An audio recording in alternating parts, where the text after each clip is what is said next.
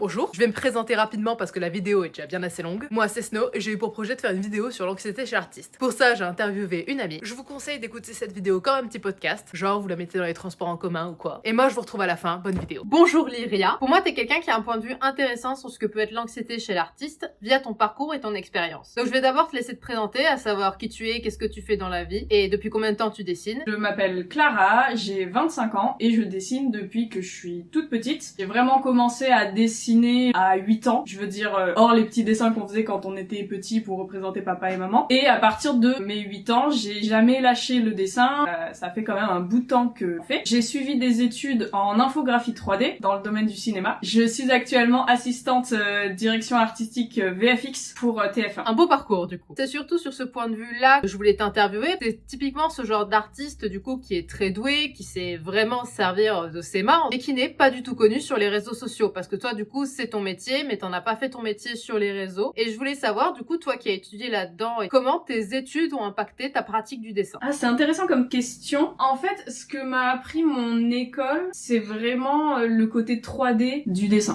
Il y avait une dimension que moi j'avais pas énormément dans ma pratique quotidienne. C'était cet aspect 3 dimensions, lumière, etc. Donc j'essayais quand même de le faire, mais quand on est autodidacte, c'est souvent un petit peu difficile à voir dans quelle direction aller. Et donc cette école en 3D m'a permis de beaucoup plus avoir une vision d'ensemble et globale des formes, de la lumière, de la théorie des couleurs également. Comment est-ce qu'on organise un espace, etc., etc. Ok, donc ça a eu un impact positif. Est-ce que tu penses qu'avoir fait des études là-dessus, ça t'a fait gagner du temps? Ou est-ce que tu penses qu'en autodidacte, t'aurais pu l'apprendre plus rapidement ou t'aurais fini par l'apprendre naturellement? Quand on parle d'anxiété chez l'artiste, il y a aussi ce facteur de temps. On trouve que certains vont plus vite que d'autres. Ça peut donner de l'anxiété de voir qu'une certaine personne va plus vite. Toi, qu'est-ce que t'en penses sur ce point de vue du temps et de l'apprentissage? Le temps et l'apprentissage, c'est intéressant comme question. Quand on apprend quelque chose, on a forcément besoin de temps. Et quand on a envie d'aller trop vite, en fait, et qu'on est très impatient, on a tendance à griller un peu des étapes et avoir du mal à évoluer en tant qu'artiste. Après, c'est sûr que, en tant qu'autodidacte, il y a plein de moments où on galère beaucoup, il y a plein de moments où on va pas trop savoir dans quelle direction aller. Et l'avantage avec l'école, c'est que tu as des professeurs qui sont là et qui peuvent bien entendu t'aiguiller, qui ont des connaissances, qui vont te faire gagner du temps d'un point de vue de technique. Mais après, d'un point de vue pratique, ça c'est quelque chose qui nous regarde, je pense. Du coup, parfait. Maintenant qu'on te connaît un petit peu plus, je vais directement rentrer dans le vif du sujet. Toi qui, en plus, a fait une école, donc de mon point de vue, le dessin, comme beaucoup de passions, ça peut être quelque chose qui peut être stressant, qui peut amener de l'anxiété. C'est pour ça qu'on fait cette vidéo. Comme l'école, ça génère aussi de l'anxiété. Comment toi, tu subis cette anxiété? Est-ce que tu l'as vécu? Tu l'as vécu longtemps? Est-ce que surtout l'école a accentué ou ça a pu t'aider à t'en libérer?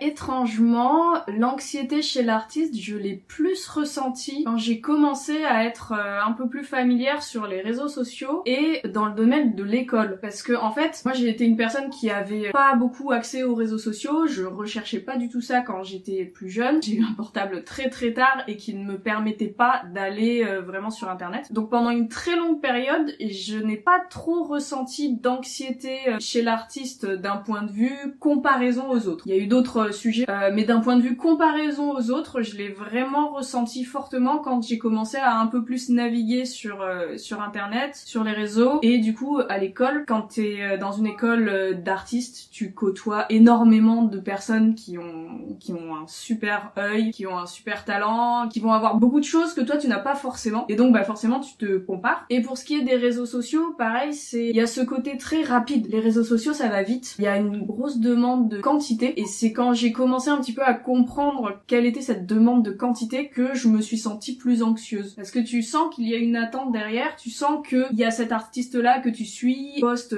un dessin tous les je sais pas combien de jours, etc. Et toi, t'arrives pas à faire ça, et donc j'ai commencé à beaucoup plus ressentir de l'anxiété quand j'ai vu des communautés d'artistes. Plutôt, t'as dit que les réseaux et un peu l'école aussi t'ont donné de l'anxiété vis-à-vis de voir ce que font les autres, mais t'as aussi dit du coup que t'avais de l'anxiété avant. Est-ce que tu peux développer? Je pense que là-dessus, pas mal de gens seront d'accord. Les réseaux sociaux donnent pas mal d'anxiété. Il y a des études qui ont été faites dessus, et notamment dans le milieu de l'art, comme tu dis, c'est vrai que le fait de voir plusieurs artistes créer, voir que nous on n'est pas au même niveau qu'eux, ce qui peut être aussi perturbant, c'est on n'est pas tous égaux sur certaines bases. Il y a des gens qui, comme tu le dis, ont un meilleur œil que nous, qui ont plus de capacités dans certains milieux, bref, tout ça. Mais toi, est-ce que tu peux développer du coup les l'anxiété que t'avais avant les réseaux? L'anxiété avant les réseaux, je pense que c'était toute cette dimension d'imagination. Parce que c'est vrai que les réseaux, ça apporte beaucoup d'attentes au niveau de rapidité d'exécution, mais les réseaux ont aussi la faculté de t'apporter beaucoup de références et beaucoup d'inspiration. Parce que tu vois ce que va faire un tel, tu vas te dire ça c'est intéressant comme idée, peut-être que je peux l'incorporer dans mes dessins, etc. Et quand j'avais pas les réseaux sociaux, donc j'avais pas ce souci de vitesse, mais j'avais plus ce souci d'imagination. J'avais beaucoup moins de références, mis à part ce que je voyais à la télé, en dessin animé, ce genre de choses, dans les livres aussi. Mais finalement, quand tu commences à vouloir chercher une référence précise, en fait c'est plus difficile de trouver des choses qui peuvent te parler, parce que t'as pas une barre de recherche dans laquelle tu peux taper tout simplement ce que tu veux. Donc il y avait beaucoup ce côté de l'inspiration. Et sinon, tout ce qui est syndrome de la page blanche, je l'avais un petit peu moins quand j'étais plus jeune, mais je l'avais quand même. Ça démarrait déjà un petit peu. Je vais faire un rappel du syndrome de la page blanche. Le syndrome de la page blanche, c'est surtout ce syndrome qu'ont les artistes en général, de retrouver face à une feuille, de pas savoir quoi dessiner, quoi faire, de littéralement manquer d'inspiration. J'irais peut-être même un peu plus loin sur ton explication. Je dirais que le syndrome de la page blanche, c'est tu as l'envie de dessiner et quand tu te retrouves face à la feuille, tu es incapable d'avoir quelque chose qui te vient en tête. Tu sais que tu veux dessiner, t'as la volonté, mais il y a vraiment rien qui t'aspire. Je suis d'accord avec ta définition. C'est vrai que t'as vraiment cette envie, mais tu peux pas. T'es paralysé. Tout à l'heure aussi, tu disais que l'anxiété s'est développée en arrivant sur les réseaux et à l'école. Je sais pas si toi t'as eu ce ressenti, mais j'ai l'impression que c'est assez commun chez certaines personnes. Par exemple, j'ai commencé le dessin quand je devais avoir 12-13 ans, avec toi d'ailleurs. Je rappelle qu'au début, je dessinais beaucoup et j'avais pas ce souci de bien dessiner, et c'est avec le temps que l'anxiété est arrivée, c'est arrivant sur les réseaux du coup. Au début, je dessinais et c'était juste cool. Il y avait pas cette pression de faire quelque chose, de sortir quelque chose de qualité. Au final, j'ai l'impression qu'on oublie que le dessin, il n'y a pas forcément une recherche de performance. Par exemple, hier, j'ai fait un dessin pour des enfants et j'ai juste fait du recopiage, littéralement. J'ai pris une référence de Stitch et je l'ai recopié. Et juste, ça m'a détendu le cerveau parce que j'étais contente de ce que je faisais. Alors ouais, c'était pas un fan art, c'était pas une pose inventée de toutes pièces. Mais moi, ça m'a fait du bien et ça m'a détendu parce que sur le fond, j'aime dessiner. Qu'est-ce que c'est ton point de vue là-dessus? Le rapport au dessin, l'anxiété qui pourrait augmenter avec le temps? J'ai l'impression qu'on a de l'anxiété qui grandit avec le temps parce qu'on perd beaucoup en innocence et on y met de l'enjeu. L'enjeu dans le sens où on se met une obligation de dessiner, on se met une obligation de bien dessiner, on se met une obligation d'apprendre vite, on se met une obligation de satisfaire, on se met une obligation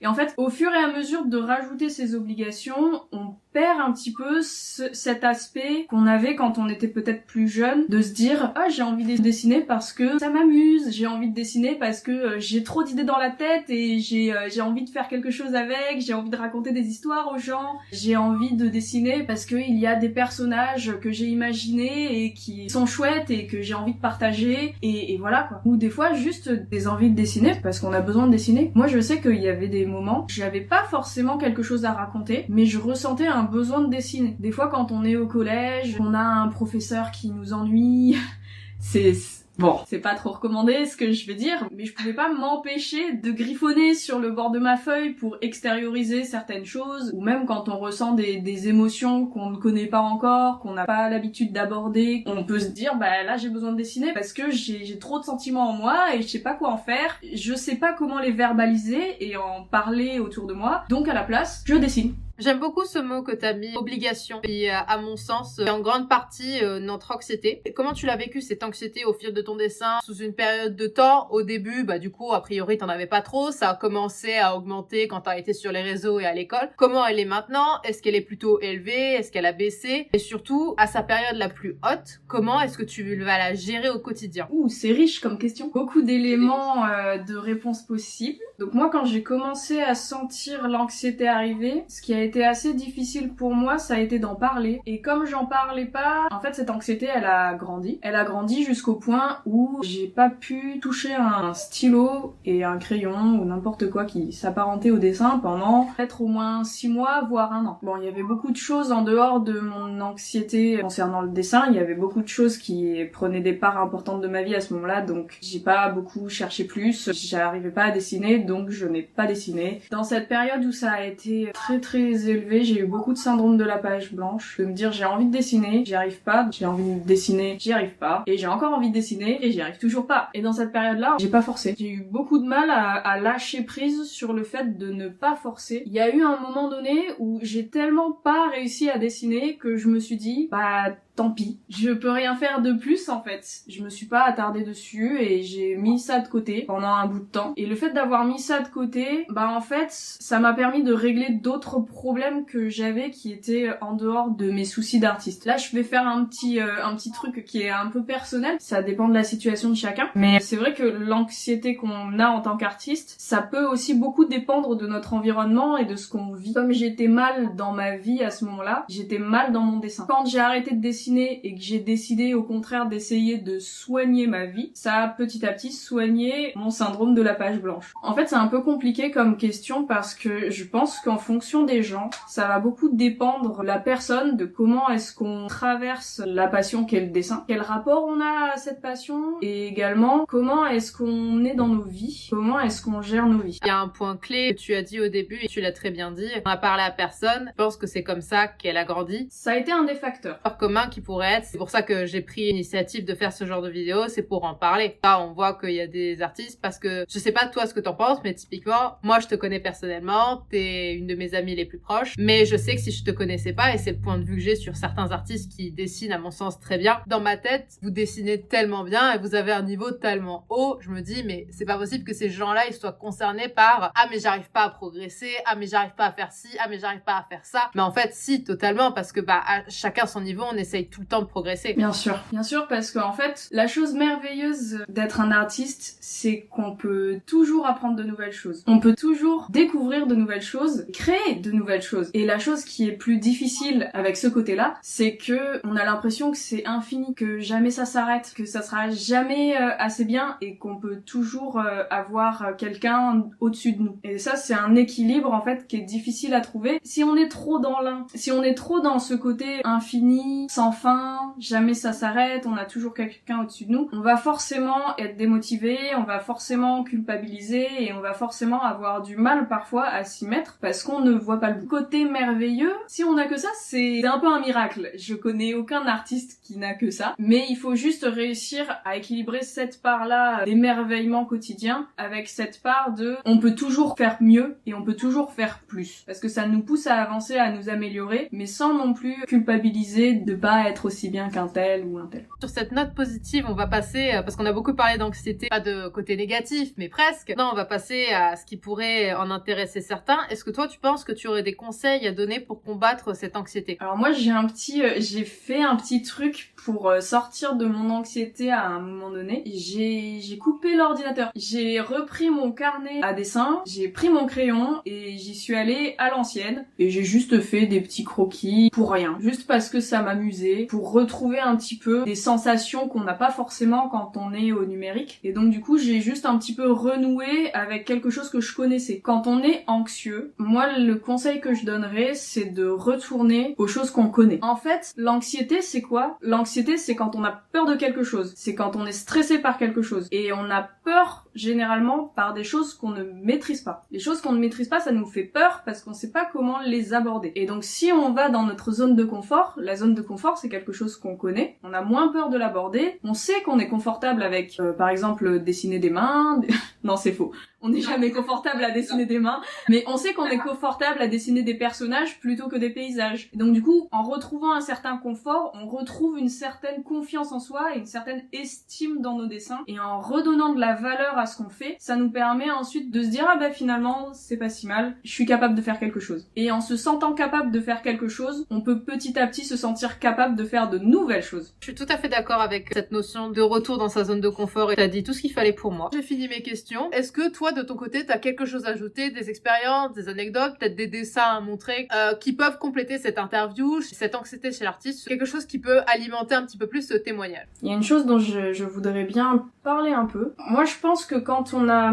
quand on a de l'anxiété, en tout cas c'est quelque chose que je fais, c'est de se poser la question pourquoi je dessine ? Qu'est-ce que j'ai envie de faire avec mon dessin ? Parce que en soi, je suis pas très active sur les réseaux et je recherche pas à l'être parce que justement, je n'ai pas envie d'alimenter une anxiété de performance et de quantité. Et du coup, quand j'ai des moments vraiment d'anxiété où je me dis ce que je fais c'est nul, c'est pas beau, etc. Je vais me poser la question, mais pourquoi est-ce que je dessine ? Est-ce que je dessine réellement pour avoir plein de vues, pour avoir de la reconnaissance, etc. Et en réalité, la réponse, c'est non. Je dessine parce que j'ai des personnages que j'aime, que j'ai envie de créer. Je dessine parce que j'aime bien faire des fanarts de personnages d'amis. Je dessine parce que j'ai une idée d'un coup qui m'est venue en tête et je peux pas m'empêcher de vouloir la rendre réelle. Et donc du coup, quand je repose un petit peu cette question de pourquoi est-ce que je dessine et qu'est-ce que j'ai envie de mettre dans mes dessins, ça me calme et ça me permet de me dire te stresse pas, t'es pas là pour contenter quelqu'un d'autre que toi-même. Ça me permet un petit peu de plus facilement débloquer certains nœuds que j'ai dans la tête. Ça c'est un petit conseil. Je sais pas si ça pourra aider tout le monde parce qu'on est tous différents et parce qu'on aborde tous le dessin d'une façon personnelle, mais s'il y en a qui se retrouvent là-dedans,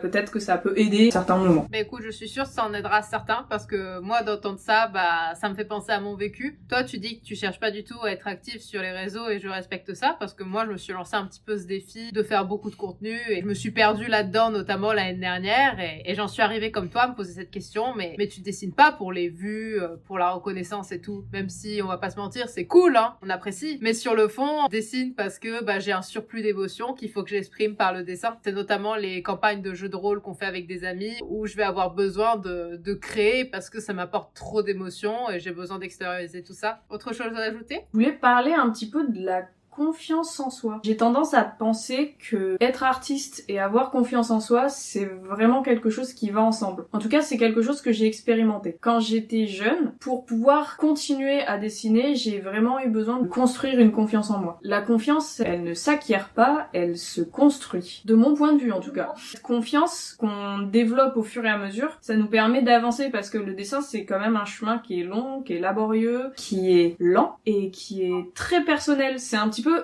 je vais peut-être partir sur de la philosophie, mais pour moi c'est quelque chose presque, c'est de l'ordre du cheminement. C'est très intime pour moi le dessin. Et quand tu commences un petit peu, tu dessines des trucs nuls, parce que on va pas se mentir, on commence tous par des trucs un petit peu nuls. C'est hyper important de trouver des personnes qui sont bienveillantes autour de nous, de construire cette confiance. Moi par exemple, mes parents ils m'ont toujours encouragée dans le dessin et au fur et à mesure d'entendre des personnes bienveillantes qui parlent de tes dessins en n'étant pas jugeurs, ça permet de faire grandir une confiance. Et cette confiance-là, c'est vraiment le truc qui te permet de t'accrocher dans les moments où ça va pas, parce que si t'as pas de confiance en toi, forcément, il y a un moment où tu t'écroules. Alors que si t'as un petit peu confiance en ce que tu fais, tu peux te dire ça vaut la peine. Ça vaut la peine de continuer, ça vaut la peine d'essayer d'aller plus loin, ça vaut la peine de tenir. Je vais faire un test, du coup, ça tombe bien que tu parles de cette confiance en soi. J'en discutais avec mon petit copain il y a pas très longtemps, et il me posait une question en vrai. Est-ce que t'as déjà vu un artiste? Tu lui demandes est-ce que c'est cool ce que tu fais? Il t'a répondu positivement. Je trouve que c'est vrai parce que moi, par exemple, quand on me complimente sur ce que je fais, j'ai du mal à dire ouais, c'est vrai. C'est trop cool ce que je fais, j'aime beaucoup. Écoute, je vais peut-être faire exception à la règle. Alors, pas sur tous. Il y a des dessins, il y a des œuvres dont je suis particulièrement fière. Alors après, j'avoue, je l'entends de plus en plus. J'entends de plus en plus des artistes dire moi je suis fière de mes dessins, je suis fière de ce que je fais, mais j'ai l'impression que c'est un truc qui nous coûte. C'est vrai que c'est très important d'être fier de soi. Il y a beaucoup de gens qui ont peur, je pense, qui ont peur de tomber dans de l'égocentrisme. Et l'égocentrisme, c'est quelque chose qui est beaucoup pointé du doigt sur les réseaux, partout en fait, en règle générale. Et je pense qu'il y a des personnes qui ont assez peur de tomber dans de l'égocentrisme et donc d'être pointées du doigt et donc d'être vues comme quelqu'un de mauvais et de pas bien. Et en fait, c'est très difficile d'avoir, c'est vrai, cette limite entre être fier de soi et avoir confiance en soi ou être égocentrique. De peur d'être trop sur cette limite, il y en a peut-être qui vont au contraire se descendre et avoir ce syndrome de l'imposteur. Il faut pas avoir peur d'être fier de soi. Faut pas avoir peur de dire j'apprends. C'est un peu compliqué de dire il faut, parce qu'on a tous une approche différente des choses et on peut pas forcer vraiment quelque chose en particulier. En fait, il faut réussir à trouver un équilibre entre être fier de soi, être content de ce qu'on fait et en même temps avoir un esprit critique. Un esprit critique, c'est pas se descendre et dire c'est de la merde ce que je fais. C'est pas de la merde ce qu'on fait. C'est du confort et de l'inconfort dans certaines techniques qu'on a travaillées ou pas. C'est juste qu'il y a des choses qu'on sait moins bien faire. Dans ces moments-là, l'esprit critique entre en jeu. Comment est-ce que je peux faire pour améliorer ce truc qui me satisfait pas actuellement? Comment est-ce que je peux faire pour que le dessin soit plus joli? Et du coup, là, on entre dans une spirale qui est beaucoup plus positive parce que c'est rechercher les erreurs sans culpabiliser de les avoir fait. Mais c'est très important d'être fier de ce qu'on fait, même s'il y a des erreurs dedans. Toutes les erreurs qu'on fait, c'est des petits pas vers une amélioration et vers l'apprentissage de nouvelles choses. T'as souvent tendance à oublier, c'est la phrase classique, hein, on apprend de nos erreurs, mais si on fait pas d'erreurs, on n'apprend pas et on progresse pas. J'ai peut-être un truc qui peut être hyper chouette à faire, c'est hyper intéressant, moi je trouve ça hyper intéressant en tout cas, de prendre un ancien dessin, un dessin super vieux, et de le redessiner. Quand t'as une petite baisse de morale, que tu sais pas comment avancer plus, que t'as la sensation de stagner, et en fait de prendre un vieux dessin et de le redessiner, et ensuite de regarder les deux dessins à côté, là c'est vraiment une claque parce que tu vois à quel point t'as progressé. Ça c'est un truc qui est trop bien, je le fais tout le temps parce que des fois tu sais t'as besoin de petits boosts. Et des fois c'est même pas des gros rideaux en mode gros dessin badass, des fois c'est juste des croquis tu vois. Mais ça fait du bien. T'as autre chose à ajouter? Il y a un dessin que j'ai fait cette année et qui m'a causé beaucoup de soucis. J'avais entamé un dessin pour l'offrir à mon père et le dessin représentait un tigre. J'ai jamais dessiné de tigre. Le départ du dessin a été très compliqué au point que j'ai failli abandonner le dessin. Ouais, une grosse phase d'anxiété par rapport à ce dessin de ça va pas être bien. Et en plus, j'avais ce désir de satisfaire quelqu'un puisque c'était pour un cadeau. Et j'ai laissé passer du temps. J'ai laissé passer 2-3 jours. À la suite de ces 2-3 jours, j'ai repris le dessin et je me suis dit bon bah allez, on a de la motivation, donc on essaye de continuer. Et finalement, bah ce dessin, c'est le dessin dont je suis le plus fier de l'année 2023. Et du coup, la conclusion un petit peu à cette anecdote, c'est de se dire c'est pas grave si on fait pas tout d'un bloc, c'est pas grave si on a des gros moments de stress et d'anxiété sur un dessin en particulier. Peut-être que ce dessin sur lequel on a eu envie de tout abandonner, peut-être que ça sera le dessin sur lequel on va avoir la plus grosse fierté de l'année. On savoure plus une victoire qu'on a souffert pour atteindre. Ce dessin, c'est un gros match dans un sport. Ah, si tu gagnes facile, tu t'en souviendras pas. Par contre, si t'as donné toute ta vie, tu t'es donné corps et âme sur le terrain et qu'à la fin, tu gagnes, tu réussis le dessin, mais il vaut tout l'or du monde ce dessin. C'est clair. Des fois c'est bien d'avoir un petit peu de challenge. Ce que je veux dire par là, c'est que l'importance de faire des pauses. Prendre des pauses, ça nous permet de réinitialiser un petit peu notre œil. Après ça peut être des pauses de 15 minutes. Et une fois que tu reviens dessus, tu te dis ah finalement c'était pas si mal, peut-être que ça vaut le coup de continuer. Ou bien tu peux avoir une réinitialisation qui te permet de dire ah bah finalement c'est pas si fou, je vais changer ça, je vais changer ça, je vais changer ça, etc. etc. Avoir un petit peu un œil nouveau. Voilà, c'est important d'avoir un œil neuf quand on galère avec un dessin. Ça permet de prendre un nouveau départ. C'est comme dire on se lève du bon pied, tu vois. Et ouais, c'est redémarrer du bon pied. De la bonne main. Trop drôle! Il y a plein de choses que je poste pas en fait sur mes réseaux. Il y a énormément de trucs que je dessine et que je poste pas du tout parce que j'ai pas spécialement envie d'être jugée. Le dessin c'est tellement intime pour moi qu'il y a des dessins que vraiment j'ose pas montrer. Et si tu dis que c'est intime pour toi, c'est normal, t'irais pas poster ton journal intime sur les réseaux par exemple. Oui voilà, c'est ça. C'est exactement ça, tu l'as très bien résumé. C'est comme exposer une part de nous à des personnes qu'on ne connaît pas et qui peuvent peut-être te juger. Et c'est des choses des fois, qu'on n'a pas envie. Je comprends. Après, je trouve que c'est aussi une force. Parce que moi, je suis tellement dans cette envie de tout poster, tout partager. Il y a très peu de dessins que je partage pas. C'est extrêmement rare. Du coup, je trouve ça très fort de réussir à pas partager. Après toi, tu te dis parce que c'est une version d'intimité. Ça prouve que tu dessines vraiment pour toi et pas pour les autres. En fait, je trouve ça drôle dans ton anecdote parce que c'est vrai que on est vraiment opposés là-dessus. Toi, tu postes quasiment tout et moi, je poste quasiment rien. Un petit message du coup pour ceux qui nous regardent, mais c'est vraiment pas une marque de faiblesse de tout poster et c'est vraiment pas une marque de faiblesse de rien poster. Et c'est vraiment un rapport au dessin en fait. Parce que toi, ton rapport, il est totalement différent que celui que j'ai, finalement, sur les réseaux, en tout cas. Et du coup, ça se ressent dans ce qu'on poste ou dans ce qu'on poste pas, et je trouve ça hyper intéressant. C'est vrai que moi, je suis vachement dans ce truc de, je veux extérioriser mon truc, mais il faut que ça sorte, quoi, mais il faut que ça sorte le plus possible. Donc, du coup, je montre au plus possible. Je peux pas le garder pour moi, juste le dessiner, c'est pas assez, quoi. Il faut que j'en parle et tout. C'est la serre tropicale que je veux montrer. Je dis, venez voir, les gens. Et toi, c'est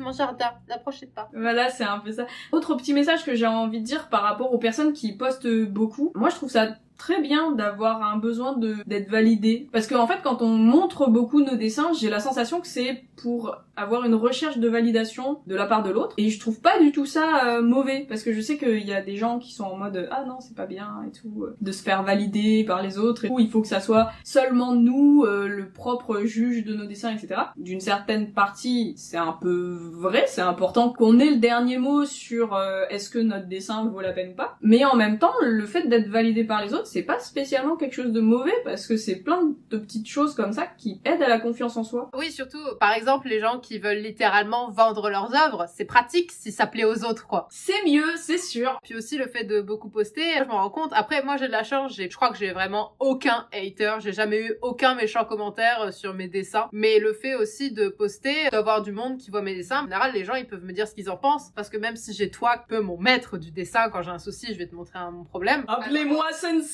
Voir d'autres regards extérieurs, je le dis tout le temps, mais on a tous à apprendre de chacun. La moindre critique peut aider. C'est hyper important d'avoir des critiques constructives. Une autre anecdote, je sais pas si ça a vraiment un rapport, mais j'ai quand même vu une psy à un moment donné, et elle m'a pas mal accompagnée sur le traitement de l'anxiété, et du coup, elle m'a beaucoup encouragée aussi dans ma reprise du dessin. Non, si, c'est intéressant parce que dessus, on est d'accord sur le fait que le dessin, c'est un aspect de la vie, ça dépend de chacun. Et toi, t'avais très bien dit que quand tu étais mal dans ta vie, t'étais mal dans ton dessin. Et moi, il y a pas longtemps, j'ai vu une vidéo TikTok, justement, où c'était une prof de dessin qui disait qu'il faut accepter que quand on n'est pas bien dans sa vie, c'est normal que notre dessin n'aille pas bien. C'est comme un sport, c'est comme quand t'es blessé. Mettons, tu fais du basket et tu t'es foulé le poignet, t'arriveras pas à tirer. T'es pas bien, tu vas pas bien faire ton truc, quoi. En plus, il y a la parole qui se libère vachement sur la santé mentale avec notre génération. Donc... Ouais, c'est vrai. C'est hyper important, en fait, de se sentir bien. C'est vraiment trop bateau à dire, mais c'est hyper important de se sentir bien. Soyez doux avec vous-même. On n'a pas besoin de faire des performances tout le temps. On n'a pas besoin d'aller vite tout le temps. On n'a pas besoin de se comparer sans cesse à ce qu'on voit autour de nous. Par contre, on peut s'inspirer. On peut s'inspirer de ce qu'on voit, on peut s'inspirer des personnes, on peut s'inspirer de la musique, on peut s'inspirer de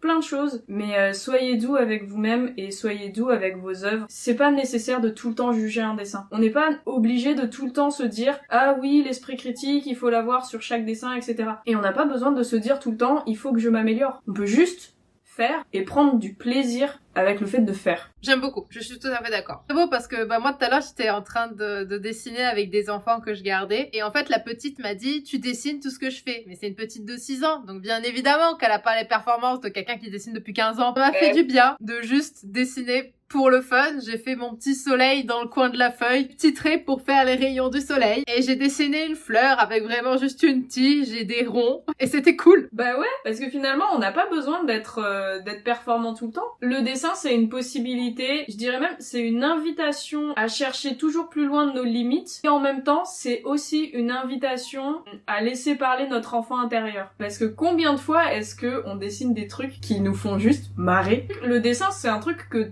tout le monde fait quand on est gamin. On prend n'importe quel feutre, on dessine sur les murs, les parents nous crient dessus. C'est un truc qui peut nous accompagner dans notre vie. C'est un petit peu une façon de garder une certaine innocence tout en rajoutant toutes les choses qu'on vit et qu'on traverse. Il y a plein de choses en fait dans le dessin. Et ce serait dommage de perdre ça face à de l'anxiété. Ça serait dommage de perdre ça face à de l'anxiété. Ne vous mettez pas la pression d'être anxieux. Ça prendra le temps qu'il faudra, mais en étant bienveillant avec soi-même, en s'entourant de personnes qui sont là pour vous et pas pour vous juger, cette anxiété, à un moment donné, elle finira par disparaître ou du moins par réduire. Donc c'est pas grave si on est anxieux à un moment. C'est pas grave si ce qu'on fait ne nous plaît pas et c'est pas grave si on stagne. Si le dessin c'est notre passion et que c'est quelque chose qu'on aime, et qui nous a suivis depuis petit, bah, ça continuera à nous suivre. Et ouais, et en plus, tout à l'heure, on parlait vachement que les réseaux sociaux et tout, ça nous apporte de l'anxiété, mais ça peut être aussi une solution, notamment, bah, il y a pas mal de serveurs Discord sur lesquels on peut se retrouver. Parfois, parler à quelqu'un qu'on connaît pas, ou du moins qu'on n'a pas en face de soi, ça reste plus facile. Ça peut être une source d'anxiété, ça peut être aussi une source qui nous sort de l'anxiété, parce que, bah, on va parler avec des gens qui ont les mêmes ressentis que nous, on va rencontrer de nouvelles personnes. Moi, je sais que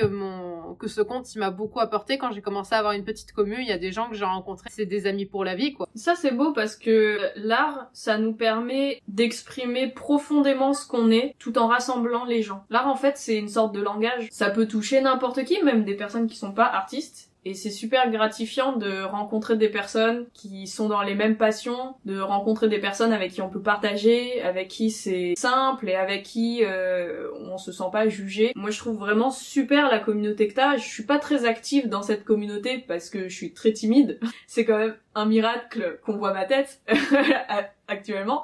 De ce que je vois, parce que je stalk un petit peu, la communauté, elle est hyper bienveillante et en fait, vous avez envie de faire des trucs ensemble. C'est pas juste toi qui es là et qui porte une communauté, c'est en fait la communauté qui te porte, j'ai l'impression. C'est dur à exprimer, mais ouais, moi j'aime beaucoup ma commu et j'en suis fière. Tout le monde est bienveillant envers tout le monde. Et c'est ça qui est cool, ouais, on porte la commu tous ensemble. C'est pour ça que, bah, j'ai commencé ce genre de vidéo. On va rentrer dans ce que j'appelle les rubriques de la guilde du froid. Ça fait partie de mon contenu parce que cette commu, ça fait partie de ma vie maintenant. Et moi, je trouve ça vraiment super d'avoir un si bon lien comme ça avec la commu parce que c'est quelque chose qui booste, c'est quelque chose qui inspire. C'est un truc que j'ai pas eu la chance d'expérimenter et je trouve ça super que toi, de ton côté, ça marche, quoi. Bah écoute, merci, ça me fait plaisir. C'est vraiment super cool de se sentir soutenu parce que même quand j'ai des vidéos qui flopent, ça arrive, hein, parfois, de l'algorithme, bah il est pas avec toi, tu fais moins de 100 vues, t'es en mode, bon, ok.